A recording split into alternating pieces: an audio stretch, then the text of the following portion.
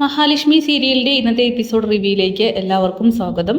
അങ്ങനെ മുത്തശ്ശി പ്രതാപനും ചേർന്ന് കണ്ണനും മഹാലക്ഷ്മിയും മോഹിനിയുടെ ഒരു പിറന്നാൾ ആഘോഷത്തിനായിട്ട് എത്തുമല്ലോ. അതിന്റെ പേരിൽ ആകെ നിരാശയാണ്. മുത്തശ്ശി പറയുന്നുണ്ട്, എടാ പ്രതാപ, സത്യത്തിൽ എനിക്ക് ഈ 10ഉം 50ഉം 30ഉം കൂടിയൊക്കെ ലോട്ടറി അടിക്കുന്നവരോട് വലിയ ദേഷ്യമാണ്. അതെന്താ അമ്മേ?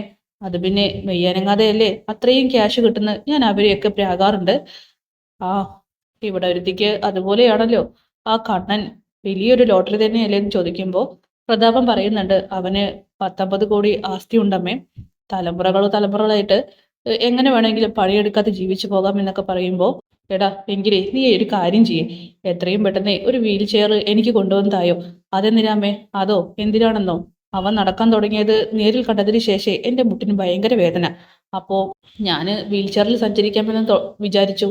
അമ്മേ, ഇങ്ങനെ തമാശ പറയല്ലേ. കേക്ക് മുറിക്കുന്ന സമയത്ത് ആ കത്തി കൊണ്ട് അവളുടെ കഴുത്ത് മുറിക്കണമെന്ന് എനിക്കുണ്ട്. പക്ഷെ ആ കണ്ണൻ നമ്മുടെ മോളെ നമ്മുടെ മുന്നിലിട്ട് കൊല്ലുന്നു കളയുമെന്നല്ലേ പറഞ്ഞത്. ആ, അതിനവന് യാതൊരു മടിയില്ല. ആ, അതിനുള്ള മനസ്സ് അവനുണ്ടെന്ന് എനിക്ക് ബോധ്യായി. ഇനിയിപ്പോ എന്ത് ചെയ്യാൻ, ഇങ്ങനെ അങ്ങോട്ട് മുന്നോട്ട് പോട്ടെ എന്നിങ്ങനെ മുത്തശ്ശിയും പ്രതാപനും പരസ്പരം സംസാരിച്ചുകൊണ്ടിരിക്കുകയാണ്. അങ്ങനെ കണ്ണനും മഹാലക്ഷ്മിയും കരുണയും ചേർന്ന് വീട്ടിലേക്ക് എത്തുന്നുണ്ട്. ഈ സമയം മുത്തശ്ശിയും പ്രതാപനും എത്തിയല്ലോ ശത്രുക്കൾ എന്ന് പറഞ്ഞുകൊണ്ട് ഉമ്മറത്തേക്ക് പോകുന്നു. അങ്ങനെ മഹാലക്ഷ്മി ഇറങ്ങി വീൽ ചെയർ എടുക്കാനായിട്ട് സുമേഷിനോട് പറയുമ്പോൾ, എന്തിനാടാ ഇവന് വീൽ ചെയർ കയറി വരുന്നത്? നമുക്കെല്ലാവർക്കും സത്യങ്ങൾ അറിയുന്നതല്ലേ. അപ്പോഴേക്കും കരുണ ഇറങ്ങി വരികയാണ്. അമ്മേ നോക്ക്, നമ്മുടെ മോളും കൂടെയുണ്ട്. അതാ അവനങ്ങനെ അഭിനയിക്കുന്നു. അങ്ങനെ കരുണയുടെ മുഖം വാടി നിൽക്കുന്നത് കാണുമ്പോൾ പ്രതാപനും മുത്തശ്ശിക്കും സഹിക്കാനായിട്ട് കഴിയുന്നില്ല. അങ്ങനെ 3 പേരും ചേർന്ന് അകത്തേക്ക് വരുന്നുണ്ട്. എന്താടാ പ്രതാപ, എന്താ വിശേഷം എന്നിങ്ങനെ കണ്ണൻ ചോദിക്കുമ്പോൾ, കുഴപ്പമില്ല. പ്രതാപൻ പാളി വന്ന് കരുണയെ നോക്കുമ്പോൾ കരുണയാണെങ്കിൽ ദേഷ്യത്തോടെ പ്രതാപനെ തന്നെ നോക്കി നിൽക്കുകയാണ്. ഇപ്പൊ നിങ്ങളുടെ കൊച്ചുമോളെ നല്ല അനുസരണയുള്ള കുട്ടിയാണ്. പെട്ടെന്നാണ് ഞാൻ വിളിച്ചപ്പോൾ കൂടെ വന്നത്. എല്ലാ കാര്യങ്ങളും അനുസരണയോട് കൂടിയിട്ട് കേട്ട് നിൽക്കും. കുറച്ചൊക്കെ നന്നായി തുടങ്ങിയിട്ടുണ്ടെന്ന് പറയുമ്പോൾ കരുണയ്ക്കാണെങ്കിൽ ദേഷ്യം വരികയാണ്. അതും പറഞ്ഞുകൊണ്ട് മഹാലക്ഷ്മിയും കണ്ണനും അകത്തേക്ക് കയറി പോവുകയാണ്. ഈ സമയം കരുണ ദേഷ്യത്തോടെ നിൽക്കുന്നത് കാണുമ്പോൾ പ്രതാപന് കാര്യം മനസ്സിലാവുകയാണ്. മോളെ, എന്താ അച്ഛനോട് ദേഷ്യമാണോ? പിന്നെ ഏതാണ്ടൊക്കെ മലം മറിക്കുമെന്ന് പറഞ്ഞിട്ട് അവളെ തീർത്ത് കളയുന്നൊക്കെ പറഞ്ഞിട്ട് അച്ഛൻ എന്താ ചെയ്ത്? അത് പിന്നെ മോളെ ചെയ്യാൻ നോക്കിയതാണ്. എന്നിട്ട് എന്താ പറ്റിയേ? അത് ഇടയിലൂടെ ഒരുത്തൻ ചാടി വീണു. എന്ത്? അതെ, കടാര അവളുടെ കഴുത്തിലേക്ക് കുത്തി ഇറക്കാനായിട്ടേ നിന്റെ അച്ഛൻ നോക്കിയതാ മോളെ. അപ്പോഴേക്കും ദേ ആ നിൽക്കുന്ന സുമേഷ് ഉണ്ടല്ലോ, ആ ഡ്രൈവർ, അവൻ മഹാലക്ഷ്മി രക്ഷപ്പെടുത്തി. പിന്നെ കണ്ണൻ വീൽ ചെയറും കൊണ്ട് നിന്റെ അച്ഛന്റെ ദേഹത്തോടെ കയറ്റി ഇറക്കി. അതേ മോളെ, അതിനുശേഷം ചെറുകൂടിലും വൻകൂടിലും ഒക്കെ ഒരേപോലെയാണെന്നിങ്ങനെ പ്രതാപൻ പറയുമ്പോൾ, സാരില്ല, ഇനി അടുത്ത അവസരം ഉണ്ടല്ലോ, അപ്പൊ നോക്കിയാൽ മതി, അപ്പൊ അവളെ കുത്തി കൊന്നാ മതി എന്ന് പറയണം.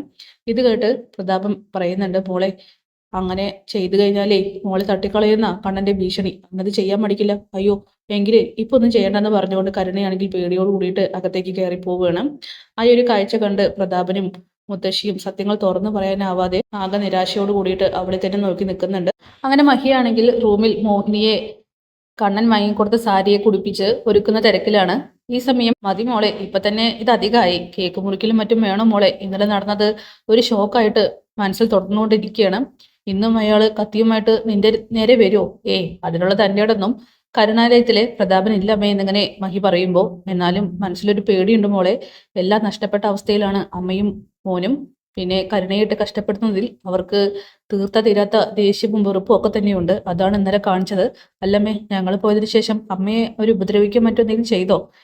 രണ്ടുപേർക്കും നല്ല പേടിയുണ്ട്. എന്നോടൊന്നും പറയാൻ വന്നിട്ടില്ല. അതാണെന്നേ. അമ്മ പേടിക്കാതെ ഇരിക്കും, ഒന്നും സംഭവിക്കില്ല. പിന്നെ എന്തെങ്കിലും ഇങ്ങോട്ട് പറയാൻ വന്നാൽ തിരിച്ചു പറഞ്ഞേക്ക്. അമ്മയ്ക്കും ഈ വീട്ടിൽ അവകാശമുണ്ട് എന്ന് കരുതിയിട്ട് അമ്മ ഇവിടെ കടിച്ചു തൂങ്ങൊന്നും വേണ്ട. എൻ്റെ പ്രസവം കഴിഞ്ഞാൽ അമ്മ എന്നോടൊപ്പം വരണം എന്ന് പറയുമ്പോൾ, അതൊക്കെ പിന്നീടുള്ള കാര്യമല്ലേ മോളെ, ആലോചിക്കാം. അല്ലമ്മേ, എന്നോട് കണ്ണേട്ടന് ഇപ്പോഴും ചെറിയൊരു നീരസമൊക്കെ ഉണ്ട്. കാരണം വർഷങ്ങൾക്ക് മുമ്പ് നടന്ന ആ കൊലപാതകം മറച്ചു വെച്ചതിൽ. പിന്നെ അനന്തവേട്ടനും ലേഖയൊക്കെ പറയുന്നത് കരുണയുടെ അച്ഛനെ കോടതി കയറ്റണമെന്നാണ്. അങ്ങനെ ചെയ്യുന്നതായിരിക്കും മോളെ ഒന്നുകൂടി ബെറ്റർ. കാരണം അയാളും അയാളുടെ അമ്മയൊക്കെ ചെയ്തു കൂട്ടുന്ന കുറ്റകൃത്യങ്ങൾക്ക് കണ്ണൻ കൊടുക്കുന്ന ശിക്ഷ വളരെ ചെറുതാണ്. ശരിക്കും അയാൾ ജയിലിലേക്ക് പോകണമെന്നൊക്കെ പറയുമ്പോൾ, എന്തായാലും നോക്കട്ടമ്മേ. അയാൾ എന്തെങ്കിലും ഇനി പ്രവർത്തിച്ചാൽ ഉറപ്പായിട്ടും കണ്ണേട്ടൻ അത് തന്നെ ചെയ്യും. അല്ല മോളെ, കരുണയെ ഇപ്പോഴും ഈ അടുക്കളപ്പണിയൊക്കെ ചെയ്യിപ്പിക്കുന്നുണ്ടോ? ഉണ്ടമ്മേ. അമ്മയ്ക്ക് വിഷമമുണ്ടോ അതിങ്ങനെ കരുണ മഹാലക്ഷ്മി ചോദിക്കുമ്പോൾ, എനിക്കെന്ത് വിഷമം, അവള് കുറച്ച് കഷ്ടപ്പെടട്ടെ. അത് കാണുമ്പോഴെങ്കിലും അവർക്ക് വേദനിക്കുമല്ലോ. അത് തന്നെയാണ് മോളെ എനിക്കും വേണ്ടത്. പിന്നെ നിങ്ങൾ സൂക്ഷിക്കണം. അമ്മ വീണ്ടും വീണ്ടും ഓർമ്മപ്പെടുത്തുകയാണ്. എല്ലാം നഷ്ടപ്പെട്ടിരിക്കുകയാണ് അവര്. നിശബ്ദമായിട്ടിരിക്കുന്ന പ്രതാപനെയും മുത്തശ്ശിയെയും സൂക്ഷിക്കണം മോളെ എന്നൊക്കെ പറയുമ്പോൾ, ഇല്ലമ്മേ, അമ്മ പേടിക്കാതിരിക്കുക. കണ്ണേട്ടൻ അവരെ എന്തെങ്കിലും പ്രവർത്തിച്ചാൽ വെറുതെ വിടാൻ പോകുന്നില്ല. പിന്നെ അമ്മ ഈ വേഷത്തിൽ സുന്ദരിയായിട്ടുണ്ട് കേട്ടോ. മരുമകൻ വാങ്ങിത്തന്ന സാരിയിൽ, അതുകൊണ്ട് കുറച്ചുകൂടി ഒരുങ്ങാം. കണ്ണേട്ടൻ ഒന്ന് ഞെട്ടട്ടെ. നീ എന്താ മോളെ എന്നെ കല്യാണ പെണ്ണാക്കാൻ പോവുകയാണെന്ന് ചോദിച്ചുകൊണ്ട് മോഹിനിയാണെങ്കിൽ മഹിയെ കളിയാക്കുന്നു. അങ്ങനെ കരുണയാണെങ്കിൽ മുത്തശ്ശിയോടും പ്രതാപനോടും പറയുന്നുണ്ട്, ഏത് സമയം നോക്കിയാലും ആ ഉണ്ണിയേട്ടനുണ്ടല്ലോ ഡയറിയിൽ എന്തൊക്കെയോ കുത്തിക്കുറിച്ചുകൊണ്ടിരിക്കുകയാണെന്ന് പറയുമ്പോൾ മുത്തശ്ശി പറയണം, ചിലർക്ക് അങ്ങനെ മോളെ ഡയറിയിൽ എന്തെങ്കിലുമൊക്കെ കുത്തിക്കുറിക്കാനായിട്ട് തോന്നും. ആ, അത് സാരില്ല, അതൊന്നും മോള് കാര്യാക്കട്ട. ആ, കാര്യാക്കിട്ട് എന്താ കാര്യം? പിന്നെ ആകെയുള്ളൊരു സമാധാനം എന്ന് പറയുന്നത് നടക്കാൻ കഴിയുന്ന ഭർത്താവാണ് എൻ്റെ ഉണ്ണിയേട്ടൻ. പിന്നെ മഹാലക്ഷ്മിയുടെ ഭർത്താവ് നടക്കില്ലല്ലോ. ഇനി നടന്നു വരുന്ന കണ്ണനെയും മഹാലക്ഷ്മിയെയും കണ്ട അത് മതി, കെട്ടി തൂങ്ങി ചാവുന്നതായിരിക്കും നല്ലതെന്നിങ്ങനെ കരുണ പറയുമ്പോൾ മുത്തശ്ശിയും പ്രതാപനും പരസ്പരം നോക്കുന്നു. ഇല്ല മോളെ, അവൻ എന്തായാലും നടക്കാൻ കഴിയില്ല. ആ, കാൽപാദങ്ങൾ ആദ്യം ചലിപ്പിച്ചപ്പോൾ എനിക്ക് ചെറിയൊരു ഭയം ഉണ്ടായിരുന്നു. ഇപ്പൊ തോമസ് വൈദ്യന്റെ വീട്ടിലേക്കൊന്നും പോകുന്നില്ല, ചിലപ്പോൾ പ്രതീക്ഷ നഷ്ടപ്പെട്ടേക്കാം. അതുകൊണ്ടായിരിക്കാലോ അച്ഛ. അതേ മോളെ, അതുകൊണ്ട് തന്നെയാണ്. അവൻ എന്തായാലും നടക്കില്ല. അച്ഛൻ പറഞ്ഞത് എന്തെങ്കിലും തെറ്റിയിട്ടുണ്ടോ? മുത്തശ്ശി ആണെങ്കിൽ മനസ്സിൽ ചിന്തിക്കുന്നുണ്ട്. ഓ, സത്യം പറയുന്ന ഒരുത്തൻ എന്നിങ്ങനെ. അങ്ങനെ കരുണ പറയാണ്, അച്ഛ, ഞാനിപ്പോൾ ഓർക്കുന്നത് എന്താണെന്നറിയോ? അന്ന് വർഷങ്ങൾക്ക് മുമ്പ് നടന്ന ആക്സിഡന്റിൽ അയാളുടെ അച്ഛൻ മരിച്ചില്ലേ? അപ്പൊ തന്നെ ഈ കണ്ണേട്ടൻ മരിച്ചിരുന്നുവെങ്കിൽ എല്ലാ സ്വത്തുക്കൾക്കും അവകാശി എൻ്റെ ഉണ്ണിയേട്ടനായിരിക്കും അല്ലേ? അപ്പൊ പിന്നെ ഞാനും ഉണ്ണിയേട്ടനായിരിക്കില്ലേ കപിലേശ്വരം വീട്ടിലെ നായികയും നായകനും? അങ്ങനെ വരുമ്പോ ആ കണ്ട സ്വത്തുക്കളെല്ലാം ഞങ്ങളായിരിക്കും അല്ലേ അനുഭവിക്കാൻ പോയിട്ടുണ്ടാവുക? എന്തായാലും അത് നടക്കാതെ പോയി. വെറും ആഗ്രഹം മാത്രം. ഇപ്പൊ ഞാൻ ആ വീട്ടിലെ വേലക്കാരിയാണ്. മാത്രല്ല അവര് പറയുന്നതെല്ലാം അനുസരിക്കും വേണം. ഇപ്പൊ തന്നെ കണ്ടില്ലേ, കാറിൽ നിന്ന് ഇറങ്ങി വാലാട്ടിപ്പട്ടിയെ പോലെയാണ് ഞാൻ അവർക്ക് പുറകെ വന്നത്. ഇതൊക്കെ തന്നെയാ ഇനി അച്ഛൻ്റെ മോളുടെ ജീവിതം എന്നിങ്ങനെ പ്രതാപനോട് പറയുമ്പോൾ, മോളെ, എന്തോ ആയിക്കോട്ടെ, നിനക്ക് നടക്കുന്നൊരു ഭർത്താവിനെ കിട്ടിയില്ലേ, അത് തന്നെ വലിയ കാര്യമല്ലേ.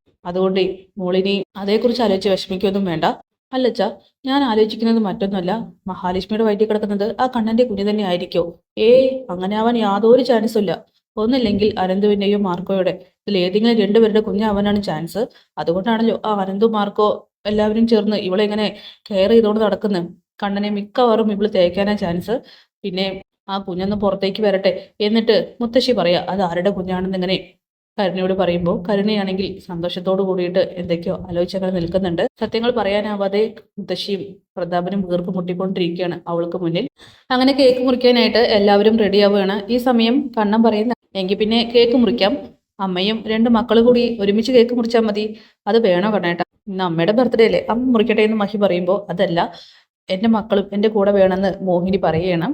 അങ്ങനെ കരുണയാണെങ്കിൽ മനസ്സില്ല മനസ്സോട് കൂടിയിട്ട് മടിച്ചു നിൽക്കുന്ന സമയത്ത്, എന്താടി പറഞ്ഞത് കേട്ടില്ലേ, അമ്മയുടെ അടുത്ത് ചെന്ന് നിൽക്കും, വാ മോളെ എന്ന് പറഞ്ഞുകൊണ്ട് മോഹിനിയും വിളിക്കുമ്പോൾ കരുണ പോകുന്നുണ്ട്. എന്നിട്ട് എല്ലാവരും മൂന്നുപേരും ചേർന്ന് കേക്ക് മുറിക്കുകയാണ്. കണ്ണൻ ഹാപ്പി ബർത്ത്ഡേ എന്നൊക്കെ പറയുമ്പോൾ പ്രതാപനാവട്ടെ കണ്ണനെ നോക്കിയിട്ട്, അമ്മേ കണ്ടില്ലേ ആ വീൽ ചെയറിൽ നിരങ്ങുന്നവന്റെ അഭിനയം, നടക്കാൻ കഴിഞ്ഞിട്ടും അവന്റെ അഭിനയത്തിന് ഒരു കുറവില്ലെന്ന് പറയുമ്പോൾ, എടോ ഒന്നും മിണ്ടാതിരിക്കേ, പതുക്കെ പറ, തമാശയ്ക്കാണെങ്കിലും ഇങ്ങനെ പറയുന്നത് മോള് കേട്ടാലേ നിന്റെ മുന്നിൽ തന്നെ കെട്ടി തൂങ്ങിച്ചാവും. അങ്ങനെ കേക്ക് മുറിച്ചതിന് ശേഷം മഹിക്കാണ് ആദ്യം വെച്ച് കൊടുക്കുന്നത്. അതിനുശേഷം കരുണയ്ക്കും കണ്ണനും പ്രതാപനും മുത്തശ്ശിക്കൊക്കെ കൊടുക്കുന്നുണ്ട്. പിന്നീട് മുത്തശ്ശി പറയാണ്, പ്രായം 45 കഴിഞ്ഞു, അതുകൊണ്ടേ ഒരുക്കൊക്കെ കുറച്ച് കുറയ്ക്കാം എന്നിങ്ങനെ മോഹിനി നോക്കി പറയുമ്പോൾ, എൻ്റെ അമ്മ ഒരുങ്ങി തന്നെ നടക്കണം, അല്ലെങ്കിലും എൻ്റെ അമ്മ സുന്ദരിയാണ്, അതുകൊണ്ട് ഒരുക്കത്തിനൊന്നും ഒരു കുറവും വരുത്തണ്ട. അമ്മയ്ക്ക് എന്ത് കുറവുണ്ടായാലും എന്നോടും കണ്ണേട്ടനോടും പറഞ്ഞാൽ മതി എന്നിങ്ങനെ മഹി തിരിച്ചടിക്കുകയാണ്. ഈ സമയം കണ്ണൻ പറയുകയാണ്, അല്ലെങ്കിലും അമ്മ എന്തിനാ ഒരുക്കം കുറയ്ക്കുന്നത്? അമ്മയെ കണ്ട 45 പ്രായം തോന്നിക്കില്ല, ഒരു 35 അത്രേ തോന്നിക്കോ? ഓ പിന്നെ, അതുകൊണ്ടേ അമ്മ എന്തായാലും ഇവര് പറയുന്നത് കേൾക്കാൻ നിൽക്കണ്ട. പിന്നെ അമ്മയ്ക്ക് ഇത്രയൊന്നും പ്രായം തോന്നിക്കില്ലായിരുന്നു, കാരണം അത്രയ്ക്കും പ്രഷർ തരുന്ന ഒരുത്തനെയാണല്ലോ അമ്മ വിവാഹം ചെയ്തിരിക്കുന്നത്, അതുകൊണ്ടാ ഇങ്ങനെ.